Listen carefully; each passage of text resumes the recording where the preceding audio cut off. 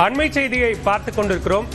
பாமக சின்னம் தொடர்பான வழக்கில் பின்னடைவு ஏற்பட்டிருக்கக்கூடிய நிலையில் நாளை பாமக நிர்வாக குழுவினருடன் நிறுவனர் டாக்டர் ராமதாஸ் ஆலோசனை நடத்த இருக்கிறார்.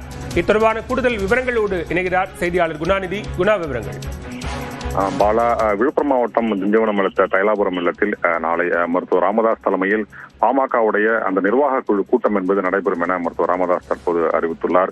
21 நபர்கள் அடங்கிய அந்த பாமகவுடைய நிர்வாக குழு கூட்டம் என்பது நாளை காலை 10 மணி தொடங்கி 11 மணி வரை நடைபெறும் என மருத்துவர் ராமதாஸ் அறிவித்துள்ளார். ஏற்கனவே பாமக, மருத்துவர் ராமதாஸ் மற்றும் அன்புமணி என இரு பிரிவுகளாக செயல்பட்டு வரும் நிலையில் அன்புமணி ஏற்கனவே தேசிய ஜனநாயக கூட்டணியில் இணைந்துள்ளார்.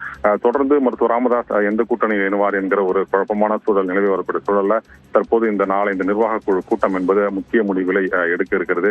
மேலும் ஏற்கனவே கட்சியினுடைய கொடி, சின்னம் உள்ளிட்டவற்றை பயன்படுத்துவதற்கு தடை கேட்டு தொடரப்பட்ட வழக்கில் மே 10ஆம் தேதி வரை அந்த வழக்கு என்பது ஒத்திவைக்கப்பட்டிருக்கிறது.